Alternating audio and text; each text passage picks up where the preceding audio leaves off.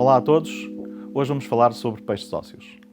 Os peixes ósseos existem há cerca de 425 milhões de anos e temos hoje cerca de 30 mil espécies que se distribuem praticamente por todas as massas de água, quer oceânicas, quer águas interiores. Têm grande diversidade de formas e estruturas, tamanhos, outras características. E, por exemplo, como podem ver aqui no canto inferior esquerdo, temos um dos peixes mais pequenos do mundo, na forma adulta não cresce mais do que 9 milímetros. Ou, por exemplo, temos no lado contrário o peixe-remo, que na forma adulta pode ter até 11 metros. E podemos ter também o peixe-lua, aquele que, apesar de não ser o maior em termos de comprimento, é o peixe mais pesado, com mais de 2.500 kg na sua forma adulta. No entanto, apesar destas grandes diferenças de formas e estruturas, a anatomia interna e a anatomia externa são, na maior parte dos casos, semelhantes. Por exemplo, todas estas formas que nós vemos aqui do lado esquerdo, peixes que ocupam diferentes ambientes em água doce e água salgada, têm características que nos permitem identificá-los dentro de dois grandes grupos. Portanto, primeiro são os peixes com esqueletos ósseos, portanto, tecidos ósseos calcificados, com fosfato de cálcio, e depois podemos dividir entre dois grandes grupos, uns peixes mais primitivos, sarcopterídeos, em que as barbatanas são lobadas e não apenas só ossificadas, como são, por exemplo, o selacanto, um dos peixes mais primitivos ainda em existência, ou os peixes pulmonados, ou os actinopterídeos, que são peixes com raios nas barbatanas facilmente visíveis, como aqueles que nós vemos no mercado, como os robalos, os linguados, também o esturjão ou os peixes crocodilo. Depois, dentro dos actinopterídeos, podemos ainda dividir os peixes mais avançados, os teleósteos, em que têm mandíbulas projetáveis. Abaixo aqui podemos ver à direita um peixe teleósteo com a mandíbula retraída e depois com a mandíbula, à esquerda, com a mandíbula retraída e depois com a mandíbula projetada. Do lado direito podemos ver um peixe crocodilo, em que a mandíbula não é projetável e tem realmente a forma de um crocodilo, ou um esturjão, em que a boca, sendo inferior, também não projeta da mesma forma.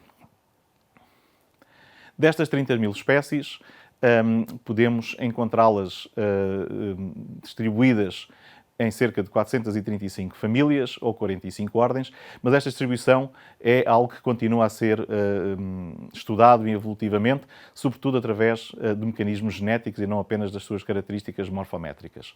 Podemos ver aqui, abaixo da linha vermelha, no quadro à direita, todos os diferentes grupos de teleósteos que existem na Terra há cerca de 300 milhões de anos. São, de facto, os mais numerosos e bem-sucedidos de todos os vertebrados, e têm também, se calhar mais perto da nossa vida comum, grande importância económica. Portanto, são normalmente a maior parte dos peixes que nós comemos, são pescados por ano cerca de 80 milhões de toneladas, isto representa mais de 1 trilhão de indivíduos, e destes teleósteos, destas 30 mil espécies, cerca de 300 a 400 são cultivadas em aquaculturas mais intensivas ou mais artesanais, através dos vários pontos do globo.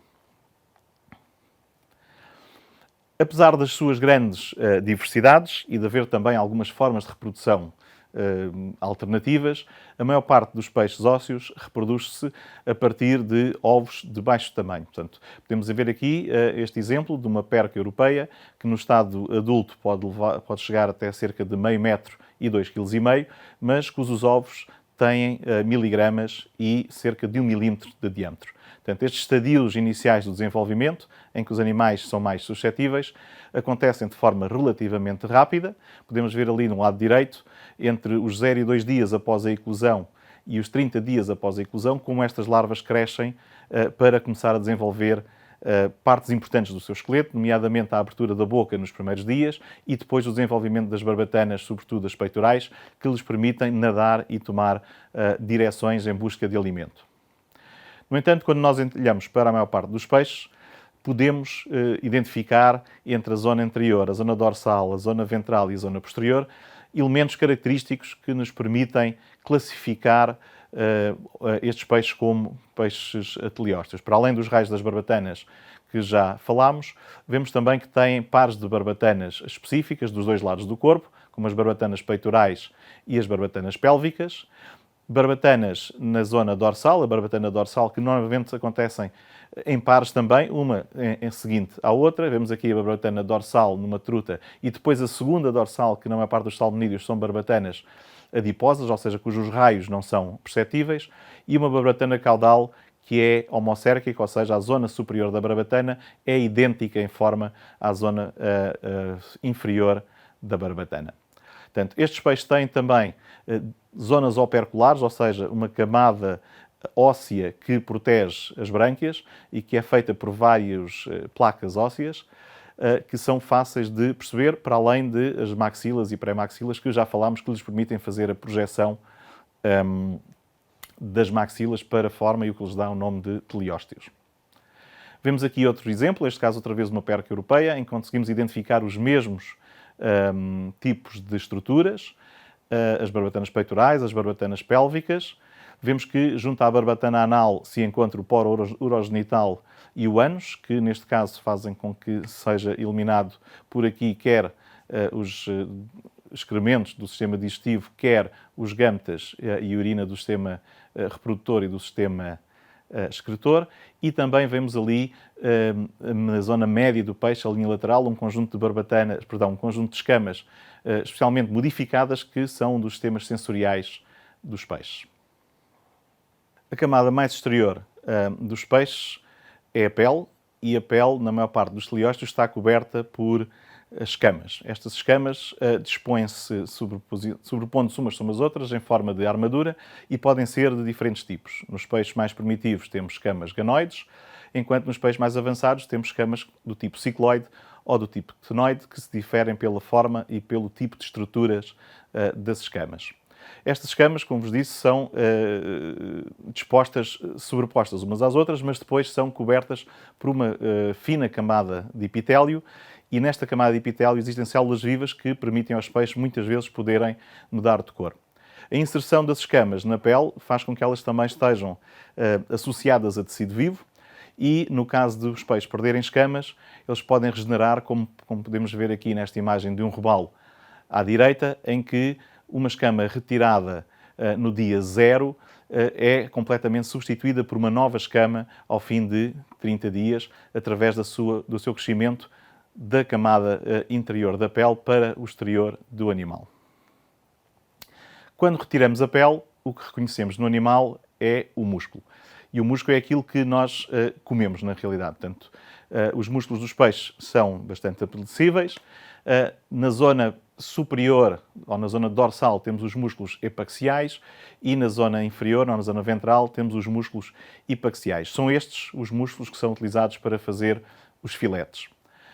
Temos também um músculo superficial lateral, que corre ao longo do peixe, e depois temos músculos que estão inseridos nas bases das barbatanas e que fazem as barbatanas movimentar-se nas várias direções. O conjunto destes músculos chamam-se miómeros, e, portanto, existem vários miómeros distribuídos desde a zona anterior até à zona posterior. Como funcionam estes músculos nos peixes? Existem dois tipos de músculo. O músculo branco, de fibras glicolíticas, que é utilizado para movimentos rápidos ou para natações muito intensas. E o músculo vermelho, que é utilizado para manter natações em velocidade de cruzeiro e movimentos mais lentos.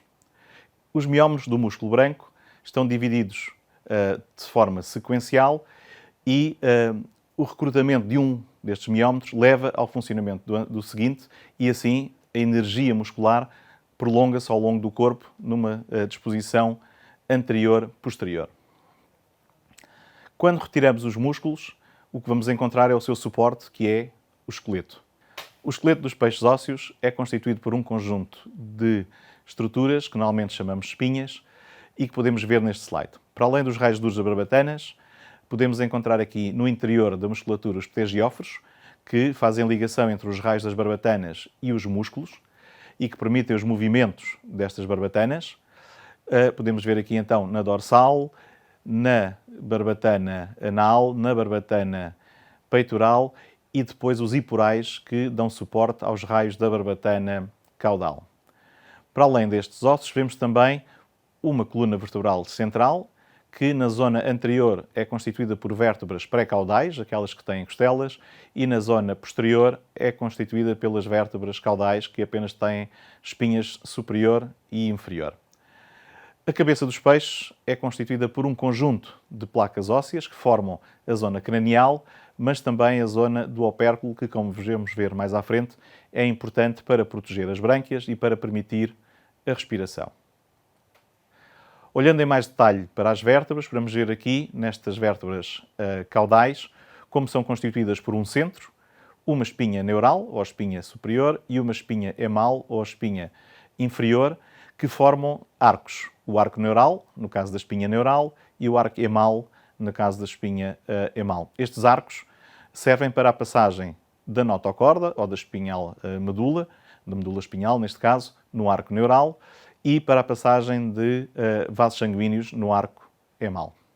Portanto, apesar destas pequenas diferenças, vocês podem ver que nos esqueletos à direita, todos eles mantêm uma estrutura semelhante, com exceção do cavalo marinho aqui, que tem umas placas ósseas e um esqueleto, por si, relativamente reduzido do ponto de vista de estruturas. No entanto, este esqueleto, em todos os peixes, não se desenvolve imediatamente, vai-se calcificando ao longo do desenvolvimento, e é isso que podemos ver nesta imagem superior a azul. O que vemos a vermelho são estruturas calcificadas e o que vemos a azul são estruturas ainda cartilagíneas, e à medida que o peixe se vai desenvolvendo, estas estruturas cartilagíneas vão calcificando e, eventualmente, no estado adulto, todo este peixe seria praticamente vermelho. Os peixes, tais como os outros vertebrados, têm um sistema nervoso relativamente complexo, constituído por um cérebro, que faz a integração das sensações e das informações medidas do meio ambiente e as integra, levando depois às respostas do organismo. Nesta imagem podemos ver aqui a amarelo o cérebro, nesta zona central superior aos olhos e posterior aos olhos. Deste cérebro vemos que se estende uma medula espinhal que se prolonga pelos arcos neurais das várias vértebras até ao final do animal, e dessa medula espinhal irradiam diferentes nervos que não são visíveis nesta imagem, mas que levam essa informação aos diferentes músculos e órgãos que vamos ver a seguir. É importante também fazer nota que, no caso dos peixes, existe um sistema sensorial específico, a linha lateral, e que existem nervos que percorrem essa linha lateral, também visíveis aqui a amarelo, um pouco abaixo da medula espinhal.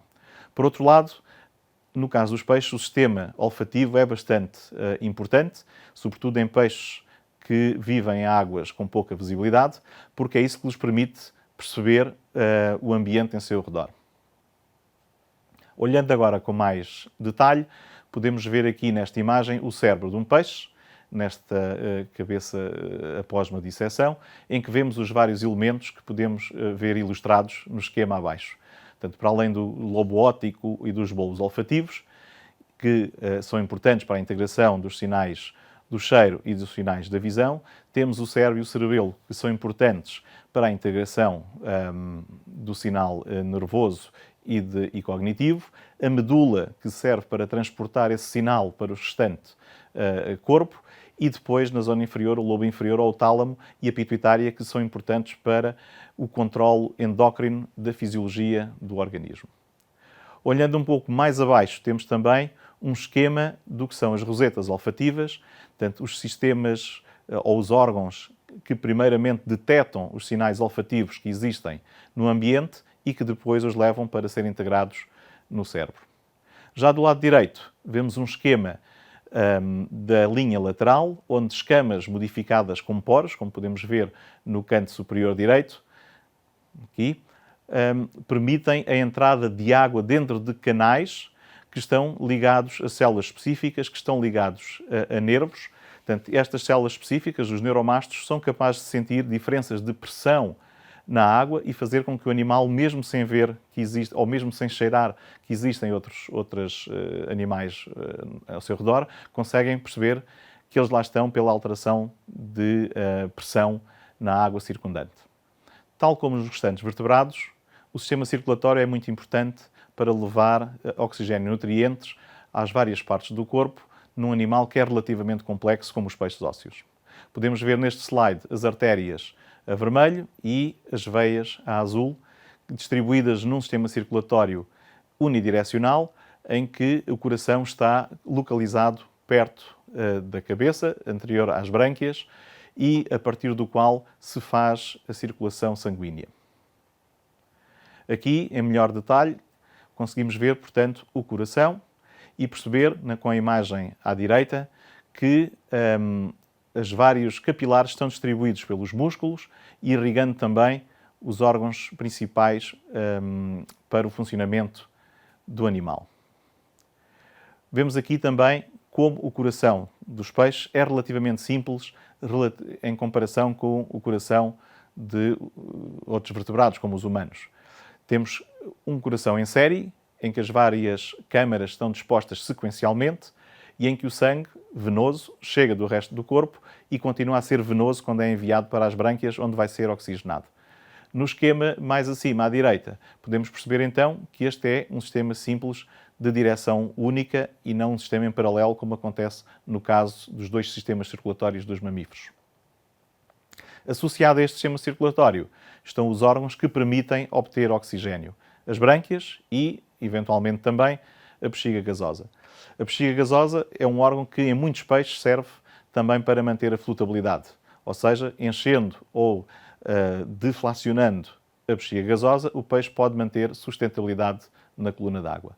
No entanto, as brânquias são, de longe, o principal órgão para a obtenção de oxigênio. Estas brânquias chegam a ser 95% de toda a superfície do peixe que está em contacto com a água e estão distribuídas em filamentos e lamelas muito finas, em que muitas vezes apenas uma célula separa a água do sangue. Isto permite com que o oxigênio da água seja facilmente difundido da água para o sangue. Como é que isto funciona? No caso dos peixes teleósteos, a boca serve como bomba de vácuo. Quando se abre, permite a entrada de água do exterior para o interior e depois, quando se fecha, faz com que esta água que entrou na boca atravesse as brânquias e permita a oxigenação. Em mais detalhe, a água muito oxigenada vai encontrar sangue a diferentes níveis de oxigenação.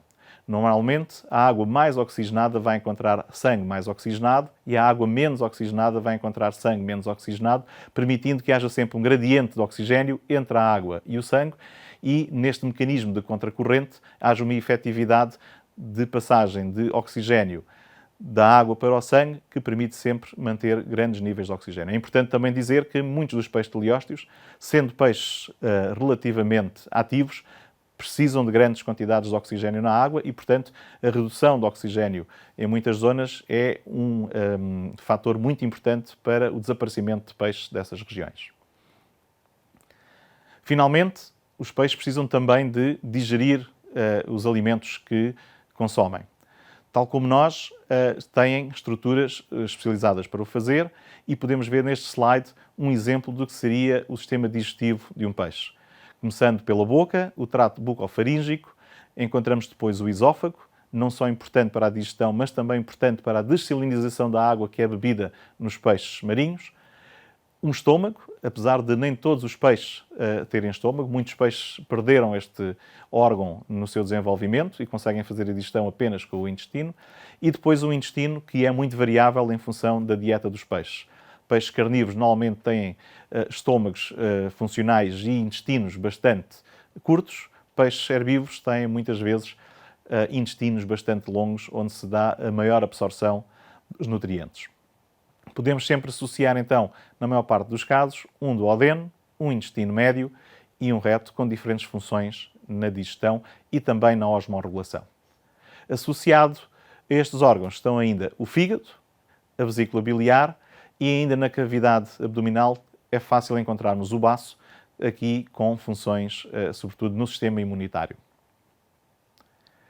Ainda dentro da cavidade abdominal, numa zona superior, vamos encontrar órgãos do sistema excretor, o rim, que na realidade está dividido em dois tipos de tecido, o rim posterior, aquele que faz a excreção e a osmorregulação, e o rim anterior, ou rim cefálico, ou também glândula interrenal, que tem responsabilidades na produção de hormonas como a adrenalina ou o cortisol, que estão envolvidas na rápida resposta ao stress e na adaptação destes animais aos meios onde estão envolvidos. No caso dos peixes de água doce, a bexiga urinária acaba por ser muito importante, porque estes peixes absorvem muita água e têm que produzir grandes quantidades de urina. No caso dos peixes de água salgada, em que há uma tendência para a perda de água, este órgão é menos relevante, pois estes peixes não precisam de urinar tanto e o que tendem a fazer é conservação de água. Ainda nos animais maduros, podemos encontrar na cavidade abdominal, no caso das fêmeas, como vemos aqui, uma gónada feminina, ou seja, um ovário, que pode estar em diferentes tipos de desenvolvimento ou diferentes estados de desenvolvimento. E, no caso dos peixes masculinos, podemos ter a gónada masculina ou testículo. No entanto, é preciso dizer que muitos peixes ósseos não têm sexo individualizado durante toda a sua vida, podendo umas vezes ser machos, outras vezes ser fêmeas, em função do grupo social onde estão inseridos ou em função das características da espécie. Finalmente, neste slide podemos ver um resumo de toda a anatomia interna que tivemos a cobrir nos slides anteriores. Destaco aqui o pâncreas, que não tínhamos falado anteriormente, um órgão relativamente difuso associado ao intestino e ao fígado nos peixes. E vemos com maior qualidade também os sacos pilóricos, uma característica do duodeno de muitos peixes que estão envolvidos na digestão. Apesar da grande diversidade de formas dos teleósteos, como podemos ver neste slide pelo exemplo do cignatídeo, este cavalo marinho, se olharmos cuidadosamente, conseguimos encontrar muitas das estruturas que falámos nos slides anteriores. Por exemplo, temos aqui uma barbatana dorsal, claramente visível, e depois, com um pouco mais de atenção, vamos também conseguir encontrar uma barbatana peitoral, associada ao que seriam os opérculos que estão fundidos e, portanto, resultam apenas de uma abertura branquial de onde sai a água que passa pelas brânquias. Temos depois aqui em baixo uma barbatana anal, mas vemos que neste exemplar não existe a barbatana pélvica. Estes peixes têm também outra característica, que é a falta de escamas e a alteração do seu esqueleto em placas ósseas e zonas esqueléticas rudimentares. No entanto, se olharmos para o seu interior, vemos que muitos dos órgãos de que falámos anteriormente se encontram representados apenas com uma redistribuição de forma a acomodar-se dentro da caixa torácica e abdominal destes animais. Uma característica específica é que os machos desta espécie têm um marsúpio, uma bolsa, onde se desenvolvem os embriões e depois pequenos juvenis dos cavalos marinhos que saem deste marsúpio já como animais completamente formados. Chegamos assim ao final desta aula sobre peixes ósseos. Espero tê-los convencidos que este grupo de vertebrados, que é o mais bem sucedido na história do planeta, deve ser protegido e que devemos lutar pela sua conservação, tendo cuidado com as nossas escolhas, reduzindo muitas vezes o esforço de pesca e tendo muito cuidado na conservação dos seus habitats. Espero, portanto, que na próxima vez que tenham uma sardinha no prato consigam ver para além daquilo que estão a comer, para além da pele, para além da carne, para além das espinhas, e que está ali um animal complexo com grande importância nos ecossistemas. Muito obrigado e até à próxima aula.